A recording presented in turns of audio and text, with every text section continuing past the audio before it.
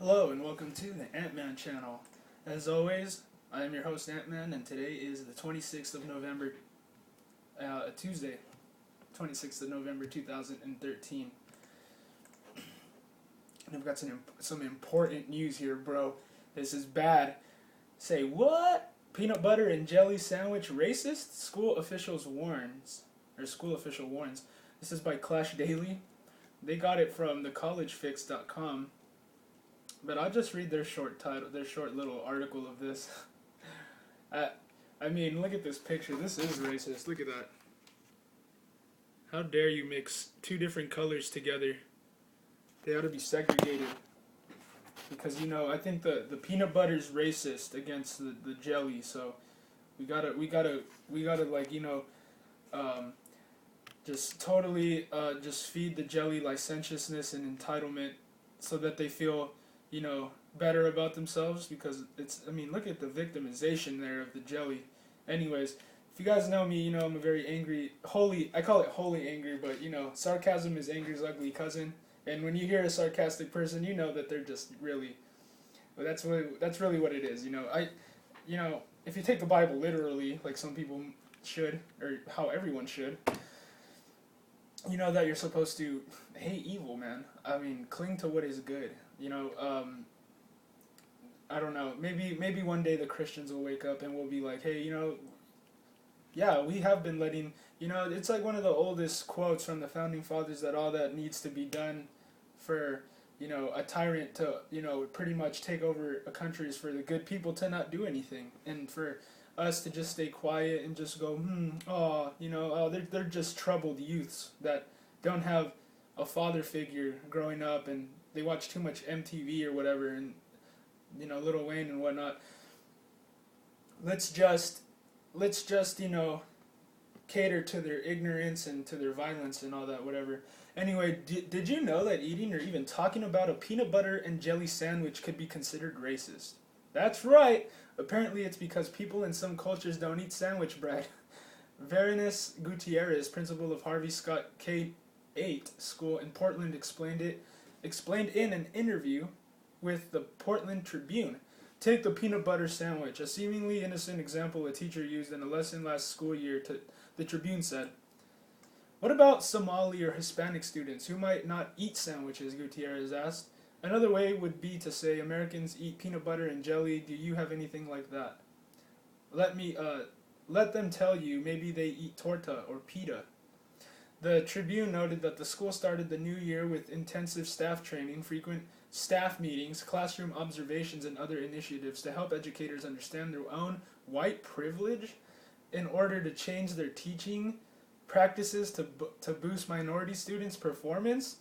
Last Wednesday, the first day of the school year for staff, for example, the first item of business for teachers at Scott's school was to have a courageous conversation, to examine a news article and discuss the white privilege it conveys, the Tribune added.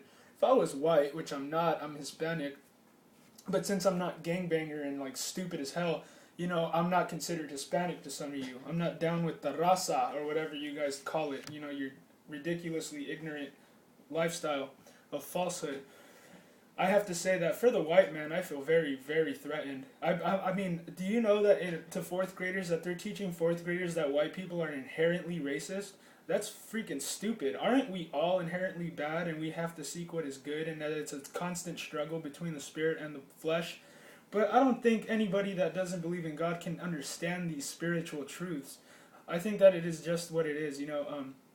I think that there's an agenda behind it. There are people who serve the state to get a pat on the head, and they know what they're doing is wrong. They know what they're doing is perverted, but they don't care because it takes heart to do something that's right. It's not hard. It's not easy. It's hard to do what's right because most of the time you get left out, you get alienated, whatever.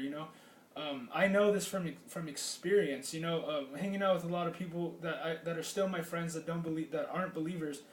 A lot of other ones, they get jealous and whatnot, and they'll try to alienate some of us. But it's just a normal thing in society that I think that if we don't have God living in us, we have a tendency of being ruled by our emotions and ruled by our impulses and stuff like that. So, you know what I mean? I don't know how people are brainwashing fourth graders to for some reason it's a fourth grader's responsibility now to know what Barack Obama's past drug life was like, and it's also we're teaching them whites are racist. I don't know, dude, but let me give you my honest opinion. I don't see that. I don't see them racist at all. I don't. You're taking you're going back like plus 50 plus years and thinking of how people were before, and that's not everybody. You can't say that just because of one person everybody's like that. It's like saying all girls are promiscuous and unfaithful, but also there's people that say the good ones they're out there, but it's like Sasquatch. You don't really know if it's real, but I'm just kidding, joke.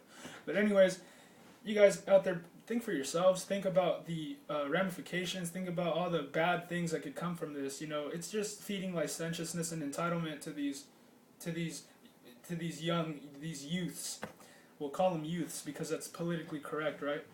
But in my honest opinion, dude, it's not a good thing that we're going toward right now. To just and I don't see it as an organic thing. I see it as it's been. This has all been created for a reason. I think that they are just trying to divide us in this country and trying to get us to fight with one another so that it makes their job easier. But you see, when you're stupid, you're a useful idiot, as in the words of Stalin. They can, you're a pawn. They have you in their hand and they're moving you wherever they want because they know you're emotionally governed, that you don't make good decisions because you're impulsive. You live to only satisfy the cravings of the moment. You're not someone who ever looks in the future or considers the fact that the things that you know that are real. Like, for example, I know that George Washington was the first president of the United States because you can prove that. When you know things like this, it's just, knowledge is power, you guys. And it's funny to me that people don't think that you can learn anything from history. Because the humanist, progressive, whatever you want to call them, I call them humanists or progressives of our day, this postmodern era, they look at the people of the past and in disdainful, like, they look down on them, man. Like, they're stupid. It's ridiculous. I've done so much history, and I think of it like, now we're stupid. They were smart before, but now we're stupid, and the reason for that is because we have so many distractions. We don't ever seek wisdom. We don't ever seek knowledge. We don't seek understanding, but we seek things that are satisfying for the moment, but don't really fulfill us in the long run. And all this stuff, you guys. I see spiritual awakening in this country. That's good, but we need to pick it up. We need to step it up. And I'm talking to you Christians. I'm not talking to nobody else but you Christians because you know the right thing. You know what it is to do the right thing, and you know that there is no, getting ahead of or getting out of what we're in now without a little bit of sacrifice. What do we have to worry about in this country? People calling us names.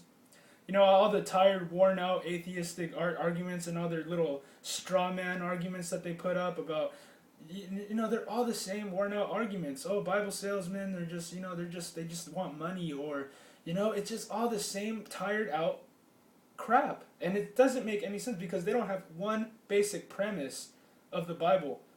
I saw a comment the other day on YouTube that said, what's funny is that God doesn't strike people down like he does in the Bible. It's because we're not living in that time. But see, you have no frame of reference in time, my friend. You don't even know what time you're living in now. So how do you even know about covenants and whatnot? But anyways, that when I read an article like this, man, it's a call for help out there for you guys, man. It's like, you guys out there need to realize something, and that is that you need to make your voices heard and stop being intimidated by people because they're, liberals are like, they're easily stirred up because if you're not agreeing to everything you hear like they practice, then you're disturbing the peace, you're intolerant, whatever, dude. But you can't be afraid and you can't back down to these perverted morons. You got to go out there and talk to them and say straight up that, you don't see the bad implications here, but I do.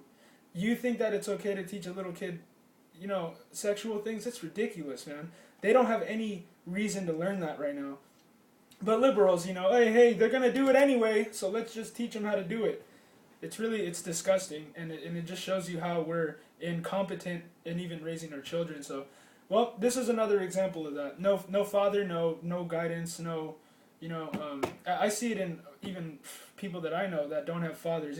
Their lives are a mess and they're lost. And I'm not saying that in any light way. You know, take it as like it's really sad, man. I used to be lost, and I know how how wearisome it is, how burdensome it is, how really there is no rest in it, man. And that's what God gives you. He gives us rest. So praise God. So thank you for listening. Hit the subscribe button, and God bless you.